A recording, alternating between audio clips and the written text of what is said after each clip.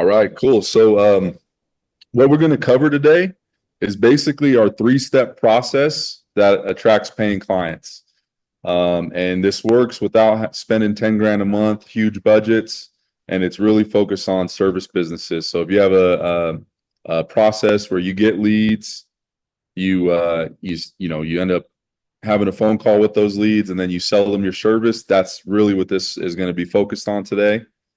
And so as This meeting is being recorded. This is something that we do for ourselves. Greg always says we're our best case study because I think we've spent almost 300 grand in the last year and a half, 2 years, testing things just for us for Fitcher Marketing. So we take what we learn, we use it for clients. We want to make sure that what we're doing for the clients is proven, it works, and it's effective. So that's kind of our process there. And then just a little bit about us, just in case you don't know. Between Greg and I, about 28 years of sales and marketing experience. We're based out of Utah. I think we're doing about $500,000 in monthly ad spend, and we don't have clients spending 50 grand and 100 grand. So those are all people spending, a couple $1,000s a month, a lot of revenue generated, et cetera, et cetera. And so this is probably the video that got you guys in. I was going to play it, but I'll skip. Hey guys, what's going on? It's me, Greg Mark. But The infamous video. Yeah. So let me go escape from there. Sorry about that.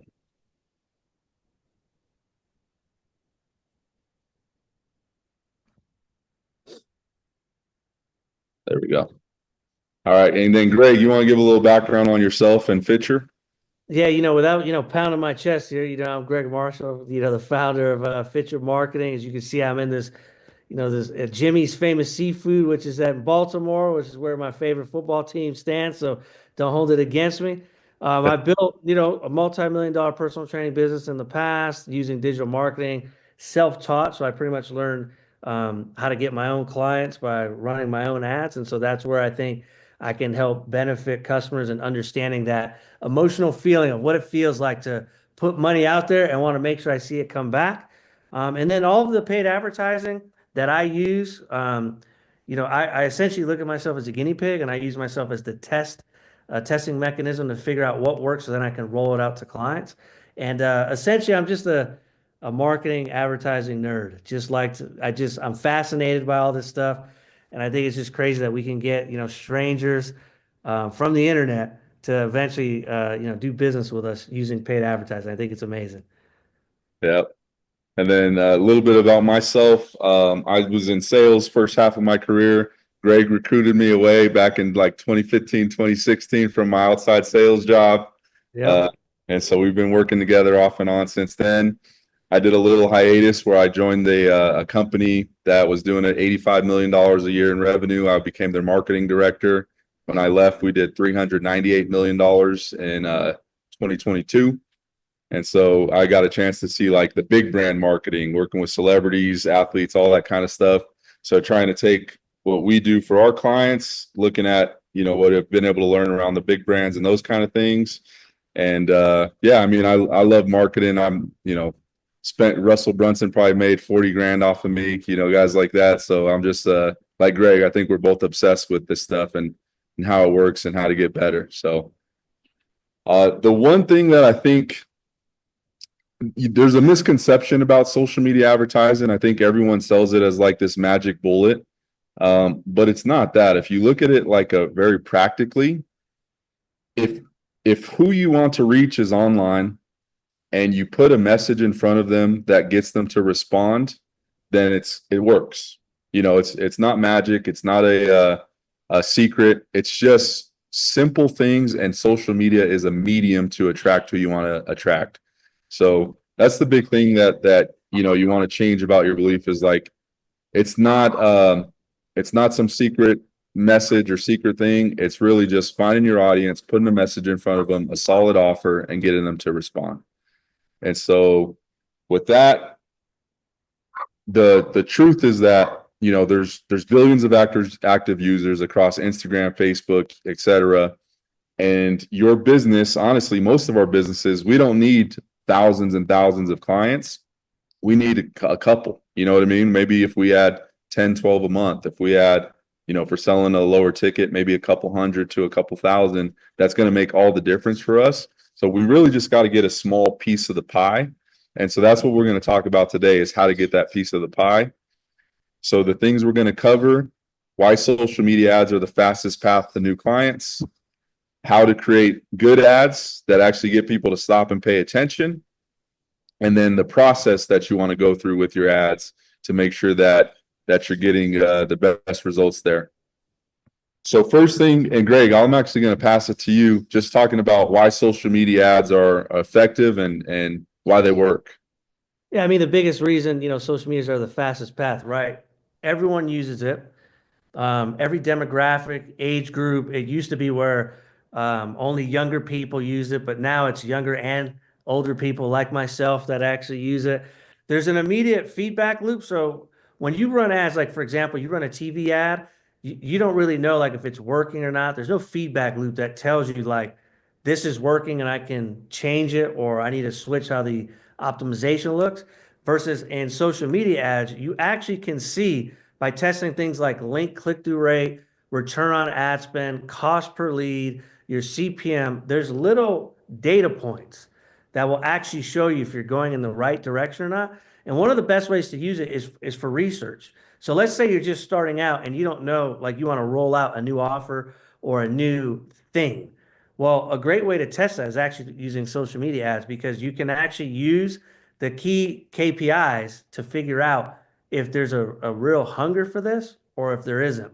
And it works in, doesn't matter if you're doing high ticket, low ticket, B2B, people are people and they're all on the internet. And the key to making the social media ads work is the messaging. So it's all about what are you saying to get people to respond. And so I like to look at social media ads as basically a leveraged sales team. You can invest money into the ads, and essentially it's a bunch of salespeople going out there knocking on doors so that you don't have to. Perfect.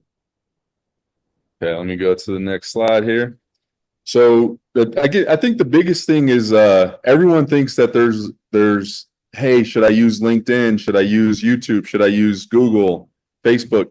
That the truth is that you want to figure out where you can reach the person you're looking to get in front of. So sometimes that's people, like for example, if you have an HVAC company, a lot of that is just in time. Like people are, oh my gosh, there's a leak. If I don't do something about this right now, I'm in trouble, right? So that's like Google. Someone's going to go to Google. They didn't need you yesterday. They didn't even need you 10 minutes ago, but they need you now. They're going to go to Google and search. That's where you want to be at. If it's something that's more of like a want, like we have a artificial turf client that I'm going to talk about a little bit later. There you can go on Facebook, Instagram, you can go on YouTube, because it's a little different psychology, a different process. So it's not so much as like, hey, which platform is best? It's more about where are the people that I want to reach, where are they at, and how can I best reach them? And so here's the thing that you want to focus on when you do advertising. Number one, your market, your audience, who you want to sell to. Number two, where are they spending their time? Where are they looking things up? Where are they doing their research? And then number three, like Greg alluded to, the offer and the messaging, because that's what's going to get them to take action. And also that's what's going to get them, that's what's going to make you different from everyone else in their minds. Because Greg, you want to add something to that? Yeah, so basically the way you want to look at the sales pitch part, here's an exercise you should do that if you don't do, you're going to miss out on the opportunity. Write out the list of objections that your customer would potentially have on why they would not do business with you. And then your job is to make sure that you're creating content, whether that's video or image based, that overcomes that. But you want to do it in a way that's value based. For example, if someone has the objection of, yeah, I don't work with certain companies because they're too expensive, you should have a piece of content that demonstrates why the way your pricing model works is based off of a return on investment, not necessarily price. It's value based, right? And so when you're thinking about market channel message, you want to make sure you have different pieces of content that match the market, right? That match the channel, so the format that it should be on that channel, and that it has messaging that is sequential, that makes sense to the customer, that helps them move along the journey faster. And so, like you alluded to an HVAC example. So what you want to do is you want to have what you call staple content that goes over all of the objections that people typically have. And then you want to make sure that you're marketing them on the right channels at every touch point so that they see it logically and in order, even well before their equipment goes bad, so that they know you're the person for them when it goes bad, versus trying to do the impossible, which is what I think a lot of businesses do, is trying to time when the customer needs them exactly, versus building up that momentum and pipeline to drive it so that just like personal injury attorneys and lawyers that you see on TV, not everyone needs an attorney right away. But when you do need one, you remember the people that you're seeing on TV or on the billboard 1,000 times, right? So I wanted to go ahead and add that kind of little tidbit on that. Yeah. And the other part of it too is, when you look at like a lawyer that has billboards and TV commercials and radio and everything else, the only way that you're able to do those kind of things is if you know your numbers. And this is the unsexy part of advertising, and the unsexy part of, this, everyone likes the creative side of it, but this is what really tells you whether or not it's going to be successful for you or not. So if you guys want to do this and actually calculate it, we can. But there's three things that you really want to know. Number one is going to be your customer acquisition cost. Okay, so how much are you willing to pay to acquire a customer?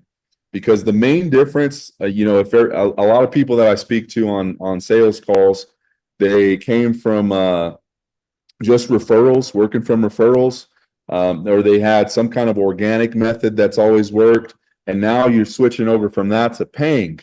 The difference when you're paying is you have a cost to get a new client, right? And the benefit of that is you speed up your process. You no longer have to wait days, weeks, months to get new leads into your pipeline so you can start working them. But the what you're paying for is now you're paying with money. So if you know how much you're willing to spend for customer acquisition costs, that helps you see if your ad campaigns are on the right track and if they're going to work. And so in order to know that, you want to look at two things. What is your average sale, or we call it average order value, and what's your lifetime value of a customer? I'll give you an example. Let's say that you have you're a chiropractor and you have an office and you have some type of introductory offer that's $40, okay? And let's say that that person comes in, they get that initial $40 offer, and then you upsell them into $1,000 offer for a certain number of treatments, right? So what you would look at is, okay, my average order value is $40, but my lifetime value is $1,040. Okay. So now you can say, all right, of that $1,040, I would be willing to give up X dollars to get a customer. So maybe that's $100 for simple math. I'd be willing to pay $100 to sell a $40 offer. It seems like not a good idea because you're losing $60. However, if you have a high conversion rate of getting those people to convert into your $1,000 offer, then it becomes a no-brainer because you can repeat that process over and over again as fast as you want to, which is how you scale and grow a company. If you just wait for people to come to you, you have no control over it. With this method, you have control. The other part to think about is you can control the average order value and the lifetime value. So let's say after a month or two of running ads, you say, hey, it's costing me $100 to get a client. I'm making $40 on my initial offer. You can then say, hey, why don't I just make my initial offer $100, put some more value into it. So now I'm getting a customer for free, essentially. And now everything I sell them after that is just pure profit. So you can control it with paid advertising. You just got to be creative and think through it. Anything to add, Greg?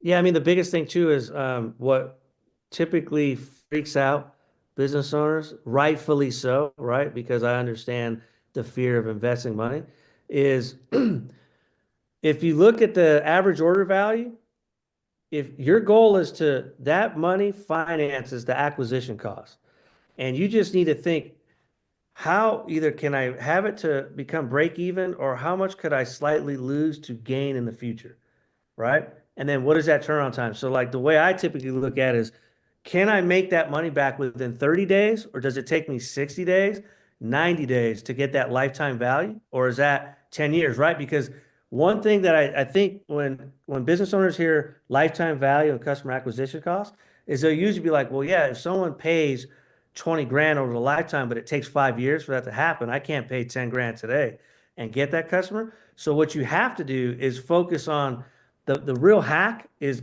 matching average order value to customer acquisition cost.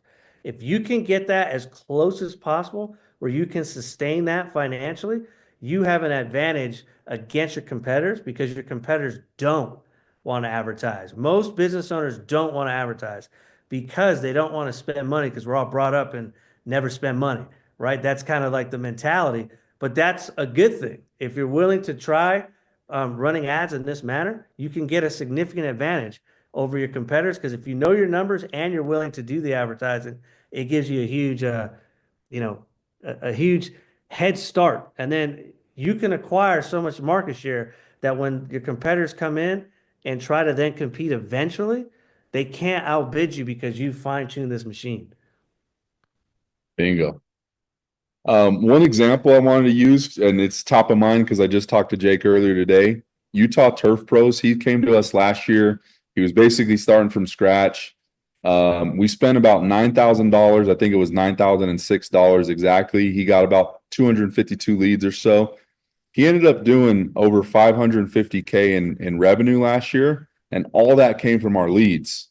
He didn't do any outbound. He didn't do any door knocking, anything like that, and his Google rankings aren't very good.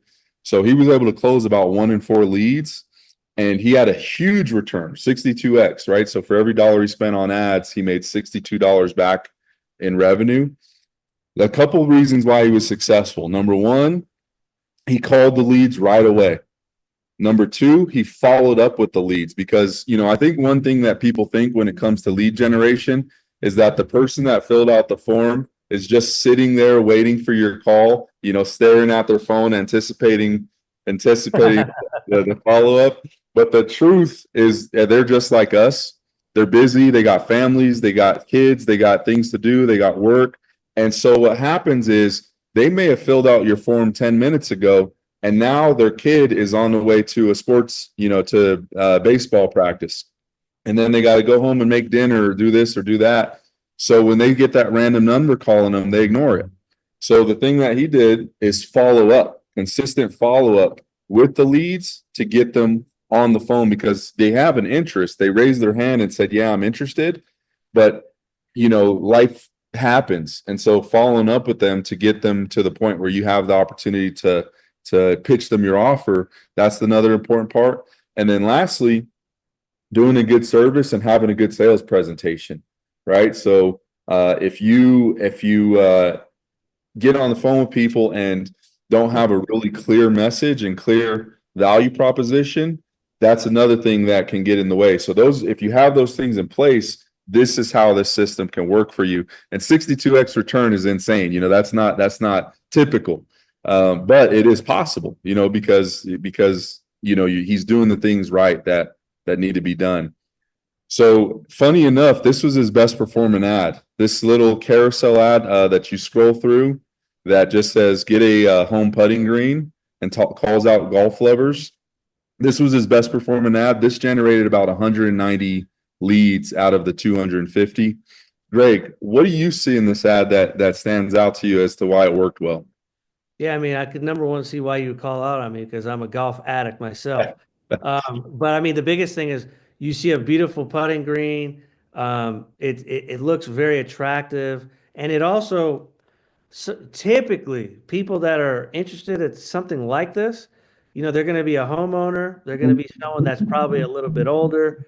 And essentially, if you're older, you're going to probably have more disposable income. But the thing that stands out to me the most is it's not just showing me turf. It's showing me how I can use it. So it sparks ideas. And that's one of the goals when you have strong marketing campaigns is you want to help the customer visualize what they are going to receive by working with you. And you can do that with a picture and you can do that with a video, but you absolutely must do that if you want people to respond to the ads and to, take that next step because most businesses that I see that do bad advertising and don't get great results, they're not painting a picture to the customer's mind when they see the ad. They're just showing, hey, I have turf. Hey, I'm selling this. Hey, I've got this for sale, right? And it doesn't show them how like they could see themselves in the actual use of the product. One of the best examples of that is if I said, "Hey, do you want to go get an ice cream?" Everybody's going to picture a different ice cream. Some people vanilla, some people strawberry, some in a cone, some in a bowl, etc. But if I said it like this, "Hey, there's this place down the street that has these banana splits." I'm telling you, they put 3 different scoops of ice cream. My favorite is macadamia and pistachio. And these aren't just tiny scoops. These are giant scoops. And this ice cream is so creamy and fluffy. And then they put they don't put cheap, like peanuts on it. They actually put like almonds and hazelnut. And so when you take your bite, you're getting this sweet, salty, savory flavor of the ice cream with the nuts as well. And then their whipped cream is actually made in-house. They make it at their place. And so their whipped cream is so light and fluffy, but it has this really sweet, but not too sweet taste that's overwhelming. The difference between me asking, "Do you want to go get an ice cream?" and me describing it in that way is that in one of them, you can actually start to taste it. You can start to visualize it. You can I start already ate it. right? You already ate it in your mind. And so that's what you want to get people to do with your ads. Get them to eat or consume your product or service before they ever consume your product or service. And by doing that, in their mind, they're already way down the path of buying versus if it's just really generic and really bland. So that takes us to the next part. How do you create good ads, scroll stopping ads, without being a marketing genius, because most of our clients aren't, and without having a ton of time, because everybody's busy, right? Everybody has other things to do. So a couple things. Number one, simplicity sells. Understanding what your prospects are struggling with, what they actually want, and the thing that is going to make a difference for them. If you can be the person that gets accredited for educating them, you also get more points in the bucket towards becoming the person that they choose to use. The second thing is get some guidance on creative. If you work with someone like us, or if you work with us specifically, we'll guide you on creative. If you decide to do something like this on your own, get guidance on what works and what doesn't work. Because if you just kind of guess, it's going to take you longer to see the result, or maybe not see the result at all. But if you can go and find someone that actually has done it before and that can give you real examples, that's going to be your shortcut to success. And then last one, use templates, use things that, frameworks that are proven. Like there's these copywriting formulas for how you write an ad. There's these formulas for how to create a video ad. There's these formulas that can shortcut your experience, because most of us can't afford to spend a couple grand a month without making anything back. We got to see the return. So you don't want to waste your money on ads that aren't going to convert. So you want to have ads that are solid. You want to talk a little bit about, because Greg does most of our ads in terms of being on camera and being the face. So Greg, what do you want to talk about a little bit in terms of our ads, and then I'll show one of Susie's. Yeah, I mean, basically, when it comes to stopping the scroll, there's a couple key triggers that I use to get people to take action. Number one is leadership language. So I'm telling them what to do next, what we do, how we do it, what they're going to experience, and also communicating it with conviction, right? If you're the professional in your space, you must speak with conviction as the expert. You can't come off as I think, or maybe, or it's very like, this is what you should do, this is when you should do it, and this is why you should do it, right? And then if you don't believe me, listen to these other people tell you about why they believe me and how it, got a result for them, right? So there's a couple key formulas in there. Leadership language, testimonials inside. Anytime you can use testimonials, that's great. You want to use them in a specific sequence, though, not too early. You want to use them later after they kind of consume things to help them overcome the thought of, does this guy or gal know what they're talking about? Versus if I show it too early, it's kind of like out of place, right? Like it doesn't make sense if you see that first because you're like, who are they even talking about? Even though you can make the case that there's a way to create a mystery style type ad for that, where you can build a mystery and then show up on the back end. But yeah, the key is just leadership language, keeping it very simple and looking at keywords that they need to hear. So if you're doing things like HVAC, I'm going to fix this fast, simple, easy. And also knowing the experiences of the customers that they typically have with other people helps. So if you know that in your industry, there's typically bad players who do things a certain way and everyone's complaining about that, bringing that up as well in the ad helps to help the person overcome like, oh, he must be an expert because he's telling me what to do, how to do it, and he's also saying the experiences I've already experienced. Yeah. And an example of that too, just to be quick, when I'm on sales calls, and this is something Greg and I have worked on a lot, I'm going to tell you about all the other nightmare experiences that other people have come to us that they've had with agencies in the past. They can't ever get a hold of them. They never get any reporting. You know, they get no results. It took them 2 months to ever set anything up and run it. And so by me telling you what to look out for, that all automatically positions us as the expert because we know the industry, and it works the same way for any industry. If you know that, you know, when other HVAC companies go out, they're going to give you this tiny little price to get you in the door, and then they're going to upsell you, and then they're going to not complete the work until you do this and that. And you tell people all the ways that they're going to get screwed, for lack of a better term. Now they say, this is the company that I trust because they told me what to look out for. So that gets you points in that direction. I want to show you an ad. We spend a lot of money on our ads because ad quality is important. But I want to show you an ad. It's kind of like start where you're at and then get to where you want to go. So don't let production be a reason why you don't start. And I want to show you this ad because this ad got her over, this is one of our clients, Susie. This got her over 50 clients. And this ad is not so amazing, but I just want to show it to you guys because I think that it's going to kind of help you see like, okay, I can do an ad that doesn't have to be crazy and it's going to work. I had so many people love the Healthy Habits Boot Camp in January, so I decided to do it live again. This is a camp, a 3-day virtual camp, but one day we meet over Zoom and we. So I'm not going to play the whole ad, but she just set up her phone, started peeling some oranges and having some fruit in front of her. And this ad got her 50 new clients. So while you want to have great creative, you more want to think about the messaging, who you're talking to, some visual cues, like being in a nice kitchen, having the food and healthy foods in front.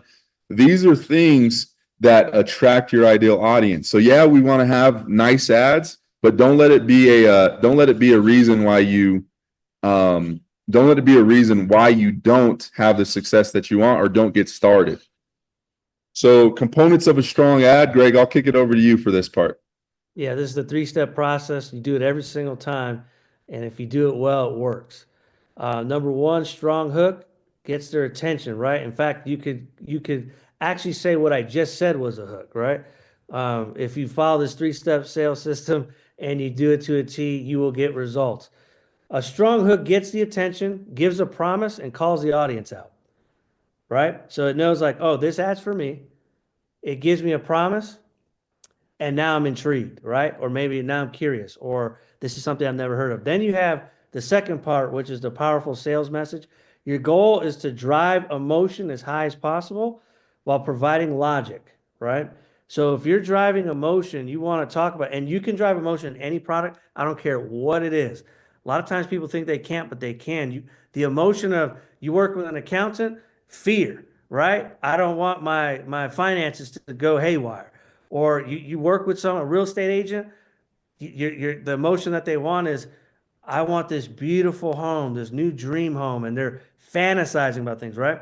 So you want to drive that emotion, then give them logic so that they can justify the reason why they should book a call with you.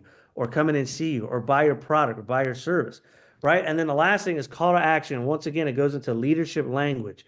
Using leadership language gets people to act.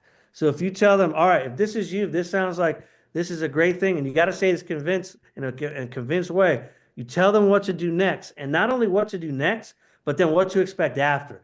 So you go ahead and click the link if you like, what I just talked about, and here's what to expect. So what you're going to see is once you click the link, you're going to fill out the form. When you fill out the form, that form's going to come to me. When I get that form, I'm going to call you, or you're going to get a text message from me.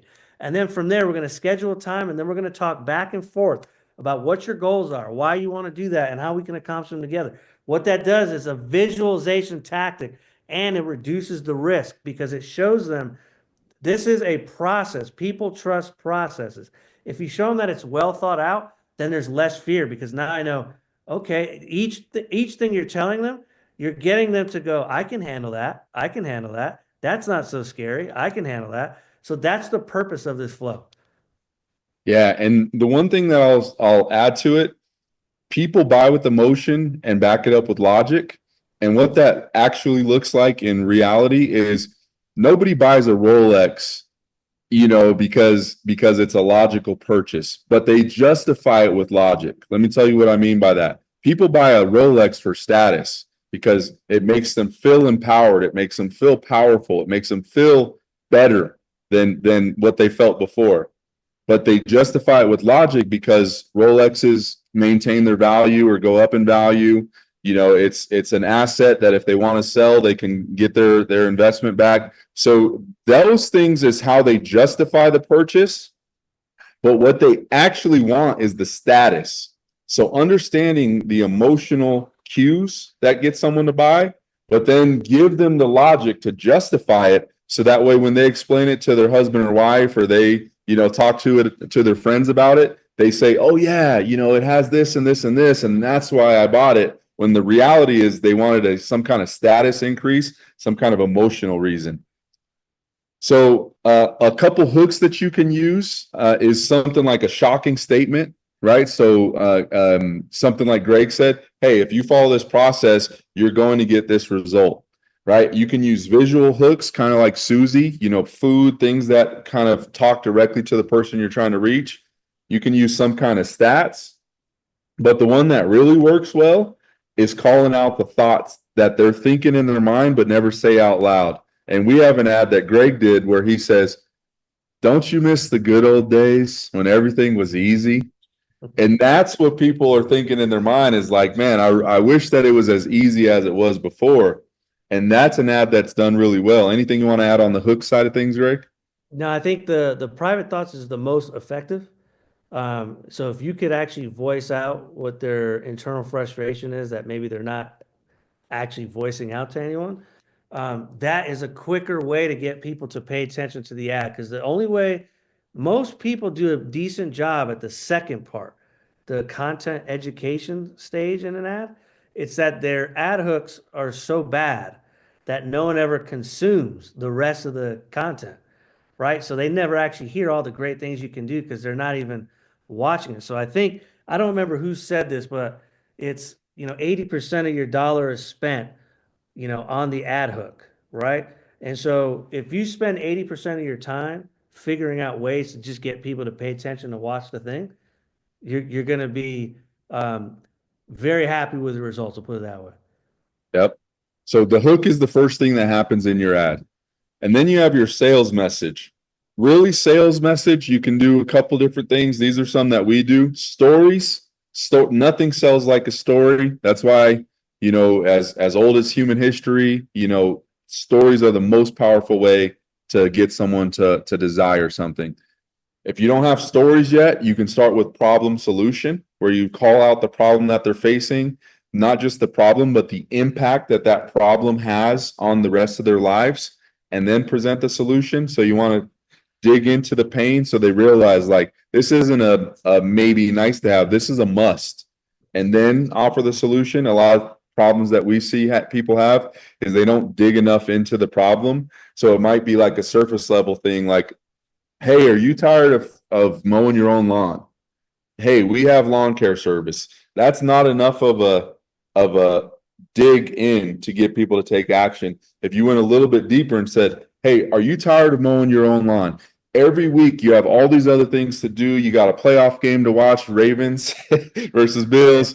You know, I'm not mowing no lawn, I'll tell you that. you got all these things to do, but then all of a sudden, you know that your HOA is about to find you. Your wife is going to come to you and say, "Hey, what are you doing, man? We got to, you know, I'm tired of paying these HOA fees."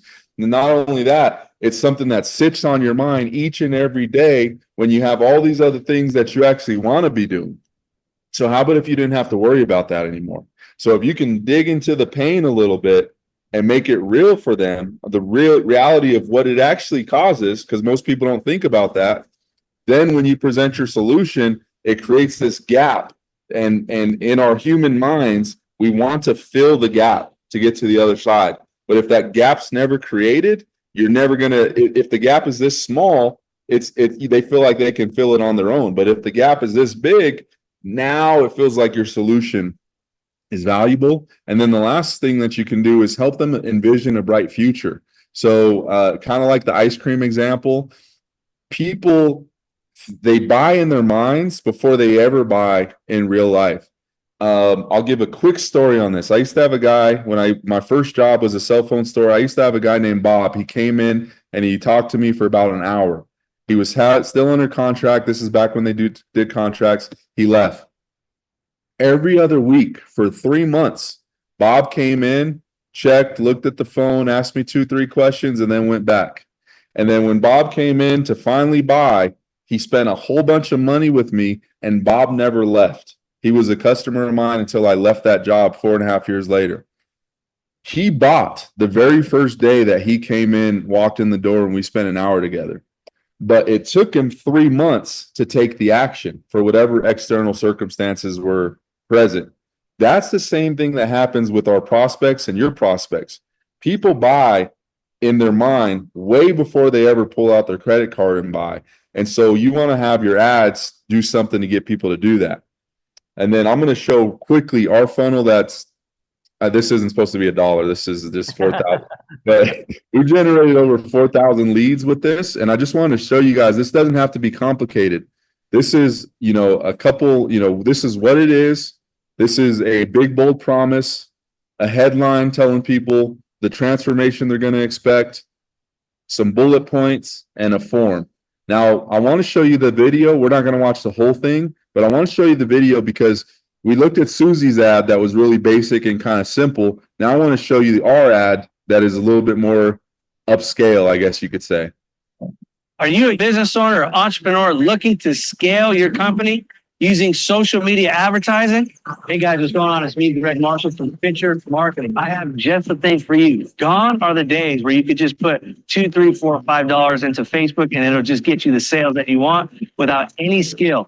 Now you actually have to have skill when it comes to marketing and sales, and you need a system. Greg is very gifted in his ability to read a market, hands down. More than any other marketing consultant that I've hired in the past. I love working with Greg. I would recommend him highly. Even went through a dark time where I was having a hard time getting people in the door, and he helped me to overturn that. Greg Marshall, he is an advertising genius. It's Chelsea with Fitcher Marketing. I know what you're thinking. Is this my... So I'm not going to play the whole thing, but a couple elements of that you guys can see is number one, clearly calling out the audience we want to reach. Number two, making a big, bold statement, promise at the beginning. Number three, a lot of social proof. Other people talking about how, you know, the type of results that we can get and their enjoyment in working with us versus us talking about ourselves. What else would you say, Greg, that went into that ad? Well, the biggest thing from that ad too is right in the very beginning. I'm purposely saying the problem of who I'm trying to attract. So in order for me to get the person that has run ads before, because that's who we love to work with is people who've run ads before, because they at least have a decent understanding about it, is to say how it used to be easy. Like you could click the boost post button, or you can just do an engagement campaign and you could get results because the algorithm was that advanced and there wasn't as many restrictions that you can do. That's a key frustration of people that used to advertise with Facebook that they now experience. And so if they hear that, they immediately know I'm a business owner, and entrepreneur, and I've experienced this problem. Yep. And so and obviously the quality of that video, there was a lot of edits, there were a lot of little things visually to keep people's attention. Those are all fantastic. But like I said before, start where you're at and then move to where you want to be. So the system, let's talk about what this actually looks like in practice. Number one, testing. Okay. Testing is I guess Greg calls us, certified testers or what do you know? What do you? I call us glorified testers. Yeah, glorified testers, right? Which is basically, you can have the most amazing ad in the world, but if you don't show it to the right audience or if you don't have the right offer, it's not going to work. So you got to be willing to test and do all those things in order to figure out what works. Second part is optimization, where you move from just testing to now saying, hey, this is what the test is telling me to do next. So this is what we're going to do next, having a plan for how you optimize. And then that gets you to the third phase, which is scaling, where you now get to say, all right, I want to get X number of leads, X number of clients. This is what I need to spend in order to make that happen. The biggest, and Greg, maybe you want to talk about this part, but the biggest thing that people sell you on the internet is that advertising is a magic bullet. It's a magic formula. It's the quote unquote liposuction, for your business. But you want to talk about the reality a little bit, Greg? Yeah, I mean, advertising here's the thing. Everyone wants to get to a certain end result. And of course we want it fast. I want it fast too. Everyone wants it fast. But one thing that I want more than fast is forever. Sustainability.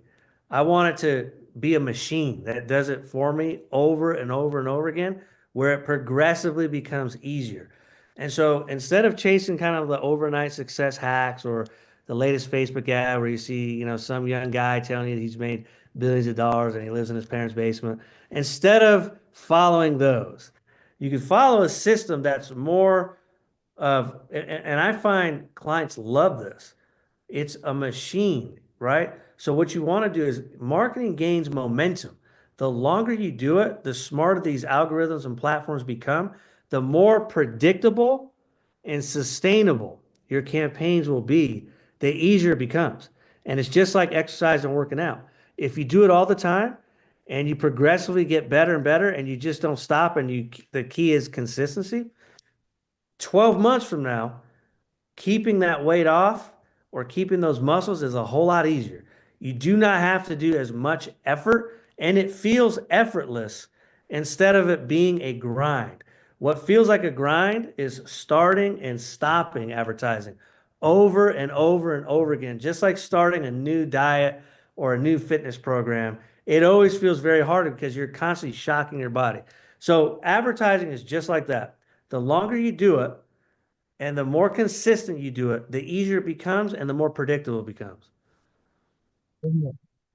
So the fastest path to revenue is what you want to focus on when it comes to your advertising. What I mean by that is some people, they see all these people online and they think, oh, I should write a book. I should do this. I should do that. I should do a PDF to this 30-day email sequence to this thing, to that thing.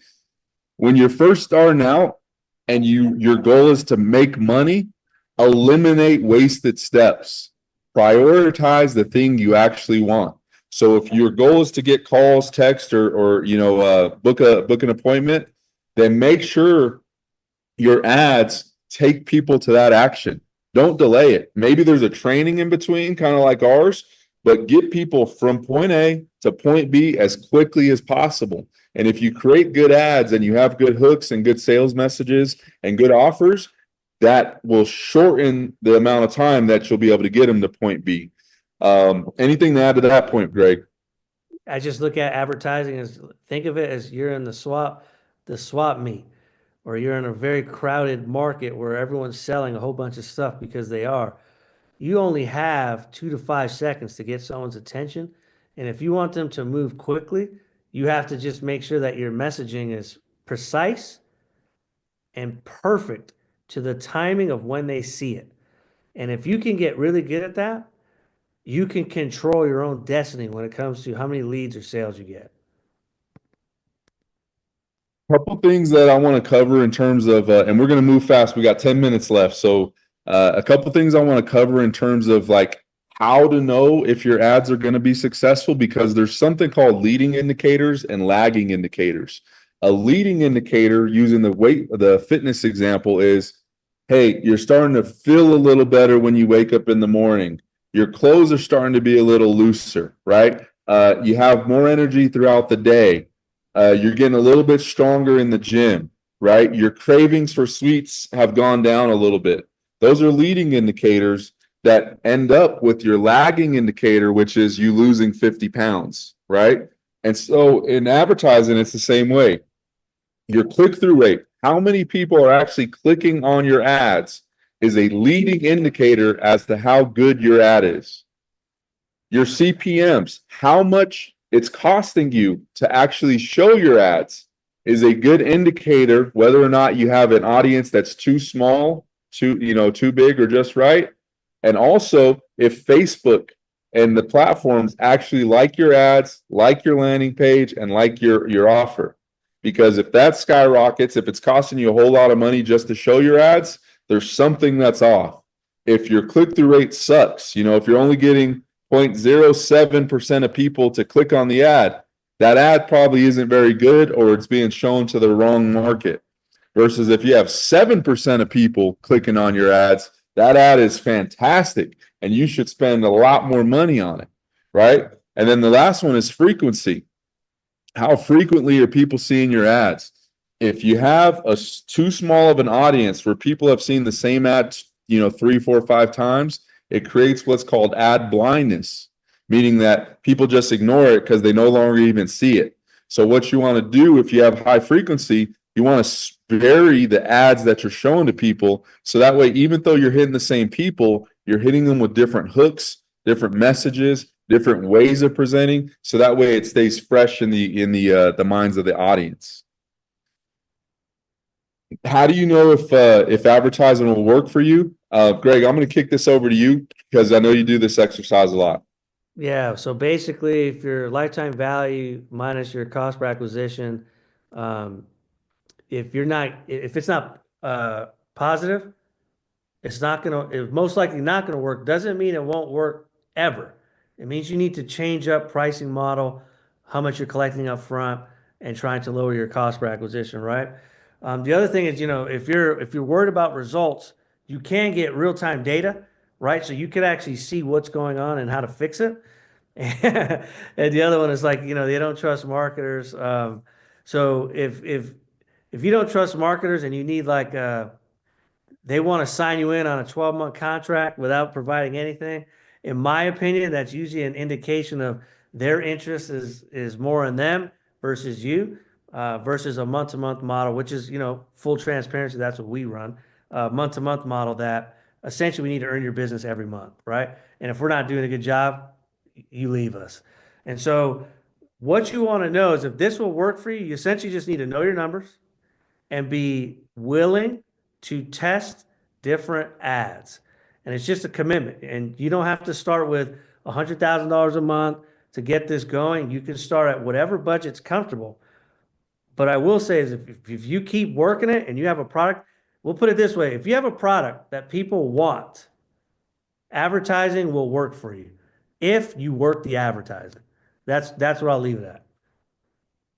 Yeah, and I think one thing isn't if it'll work for you, it's more about how will it work for you. So that's where you got to work your numbers. If you know it's going to cost you $100 to acquire a client, how can you make sure that you're going to recoup that as quickly as humanly possible? So that way you can just feed it back into the one client gives you the money that you paid to get them right back. And then you feed that in to get a new one. And that's how you build a big business over time. That's how you grow a business. Most people think of it as 1-to-1, but how can you turn 1 into 2 and then 2 into 4? And you do that by reinvesting back into your machine.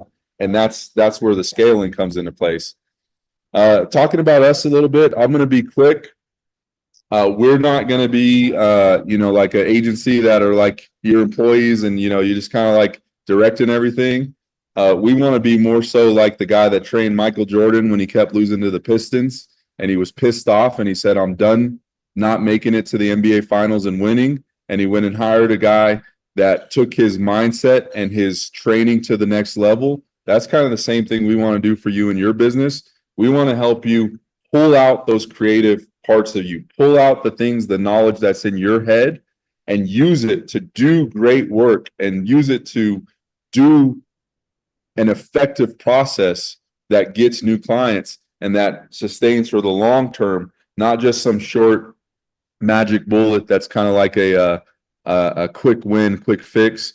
And the thing about us is we've done it for a ton of industries. Greg and I have had this conversation probably 5 times in 7 years about niching down and these kind of things. But I think the benefit of what we do is working with a lot of different companies is we get to see insights that work across platforms or across markets. And so we could take those insights and say, this is working over here with HVAC. Why don't we try it with landscaping? And those insights can come from being able to work with a large array of people.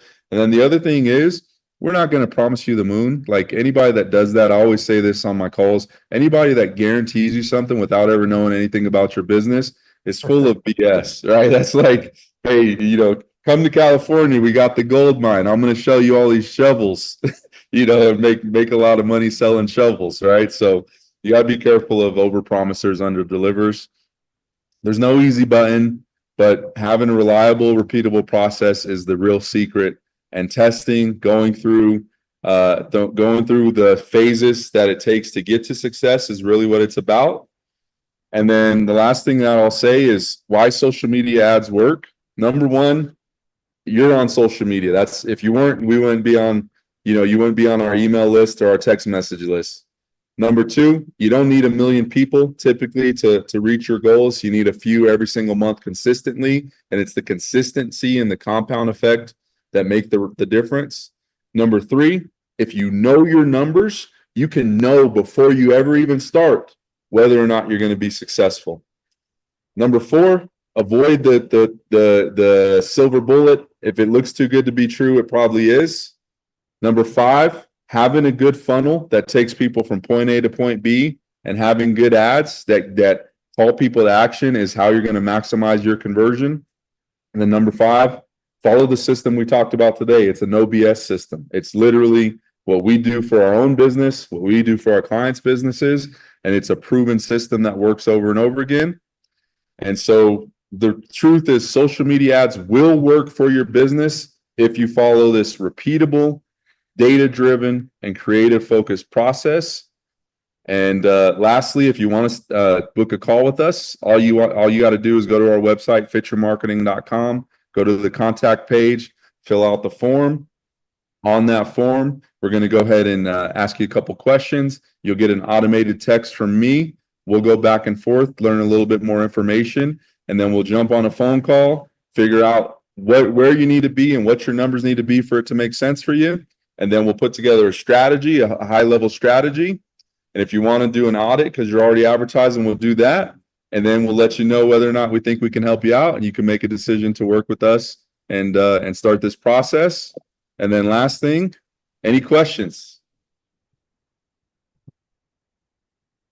Did such a thorough job that we covered it all, baby. Awesome. Well, no, I appreciate everyone showing up. Again, you can go to fityourmarketing.com, or if you just go to bookacallwithus.com, that'll take you right to my calendar. You can jump on our calendar. Like I said, no magic bullets. This is a proven formula. It works. That's why you're here right now. Greg, anything you want to add before we wrap it up? I think everyone should book a call with us because I believe we can help everyone. Yes, sir. I appreciate everyone for showing up. Have a good one, and we'll talk to you on the next one.